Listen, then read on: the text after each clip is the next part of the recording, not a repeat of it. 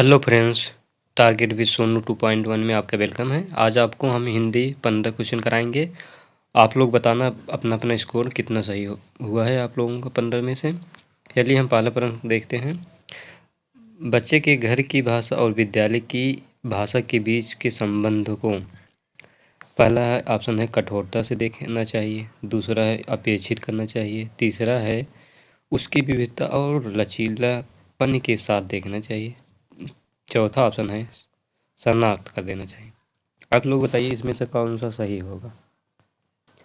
इसमें option number C सही होगा, उसकी विविधता और लचीलापन के साथ देखना चाहिए।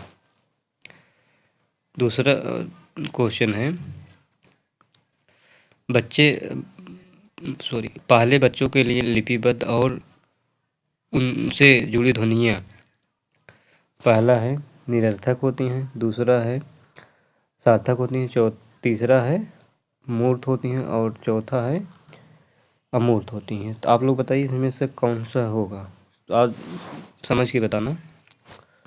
इसमें होगा मूर्त होगा। तीसरा है या 93 है बच्चों की भाषा के संदर्भ में कौन सा कथन सही है।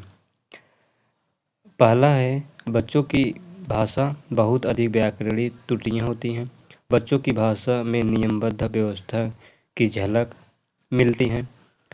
सी है बच्चों की भाषा तार शैली में ही रहती है। और डी है बच्चों की भाषा को सुधारने के लिए दंड एवं पुरस्कार की आवश्यकता होती है।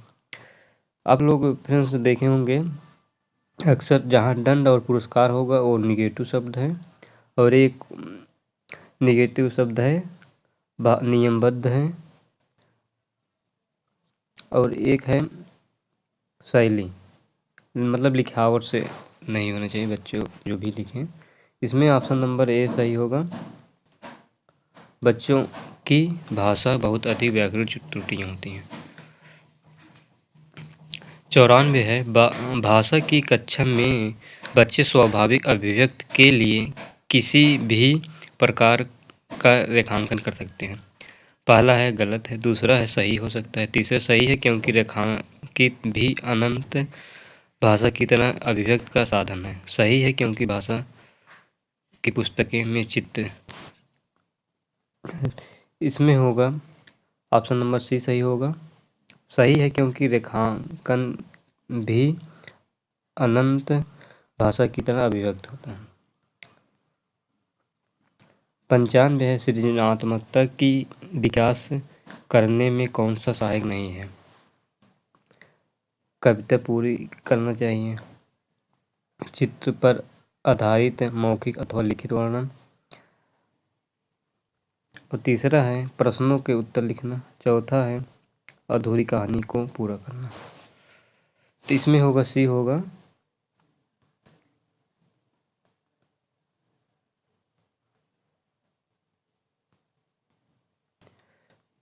सी होगा प्रश्नों के उत्तर लिखना, निगेटिव शब्द है।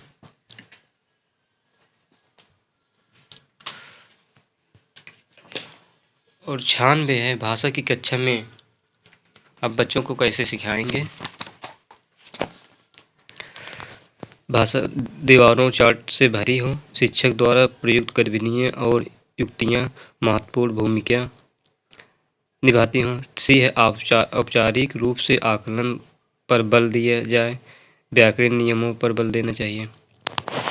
इसमें डी सही होगा, शिक्षक द्वारा प्रयुक्त गतिविधियाँ और युक्तियाँ महत्वपूर्ण भूमिका निभाती हैं। 97 है हिंदी भाषा के अतिरिक्त कौन सा भाषा देवनागरी लिपि में लिखी जाती है। तो ऑप्शन बी सही होगा, मराठी।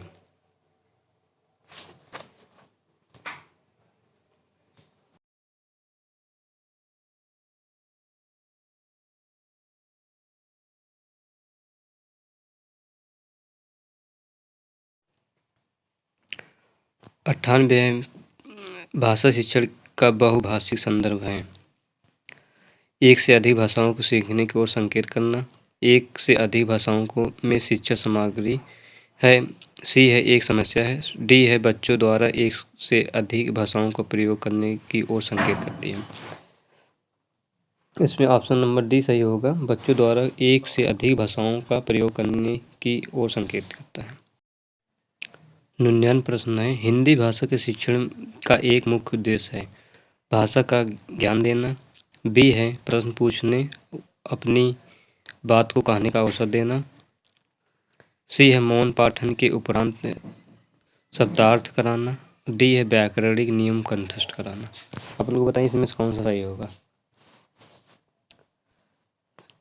इसमें भी सही होगा, प्रश्न पूछने अपनी बात कहने का अवसर देना।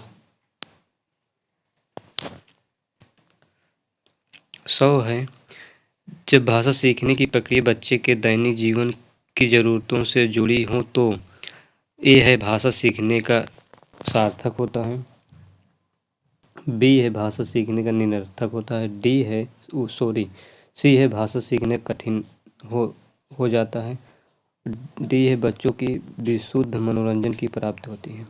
आप लोग बताइए फटाफट कौन सा सही होगा।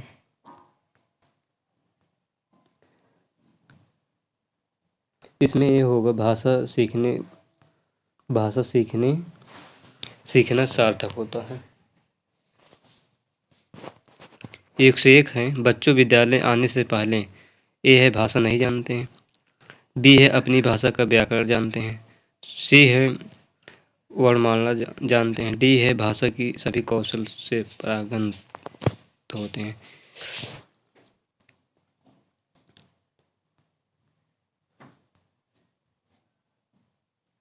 ये क्वेश्चन ही गलत है, इसमें मतलब सॉरी ऑप्शन ही गलत है। तो 102 देखते हैं, पाठ्य पुस्तक में दिए गए अभ्यास कैसा हो, जिनके उत्तर निश्चित हों, जो अनुमान और कल्पना पर आधारित हों, तीसरा जो बहुविकल्पी हो, डी है जो व्याकरण पर आधारित हो।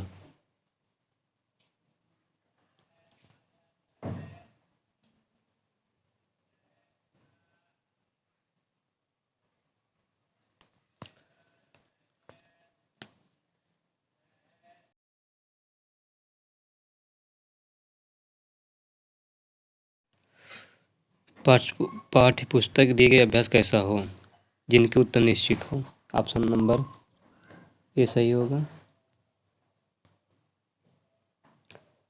103 प्रश्न कह रहा है, प्रायः बच्चे बच्चियों विद्यालय में स्वयं को अभिव्यक्त करने में संकोच करते हैं क्योंकि वे भाषा नहीं जानते हैं। गलत। वो अभिव्यक्त का ज्ञान नहीं है। गलत है ये भी। वे जिस भाषा में सहज अभिव्यक्त कर सकते हैं वह प्रायः विद्यालयों में स्वीकृत नहीं है। ये सही है। और डी है शिक्षक शिक्षिका व बाकी साथी उनका मजाक उड़ाते हैं। ये भी गलत है। 104 है, भाषा शिक्षक के रूप में आप हैं, पाठ्य पुस्तक पर बल देंगे, प्रश्नों के उत्तर पर पूछेंगे, ड्राइंग बनाएंगे, बच्चों को अपने अनुभव और विचार बनाने के लिए उत्सुकता जगाएंगे। आप लोग बताइए कौन सा सही होगा। इसमें ऑप्शन नंबर डी सही होगा। 105 है,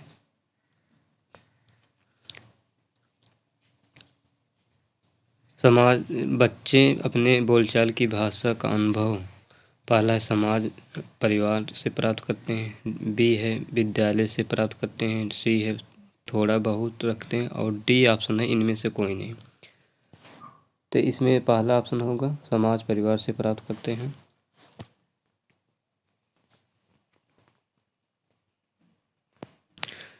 106 है, व्यक्तिवाचक संज्ञा है। पहला है लिपि, दूसरा है देवनागरी, तीसरा है बच्चे, चौथा है भाषा। तो आप लोग बताइए कौन सा इसमें सही होगा। इसमें बी ऑप्शन सही होगा देवनागरी। 107 है, बच्चे बहुत सी गलतियां मात्राओं के प्रयोग में करते हैं, वाक्य में रेखांकित अंश क्या होगा। इसमें रेखांकित अंश है बहुत सी।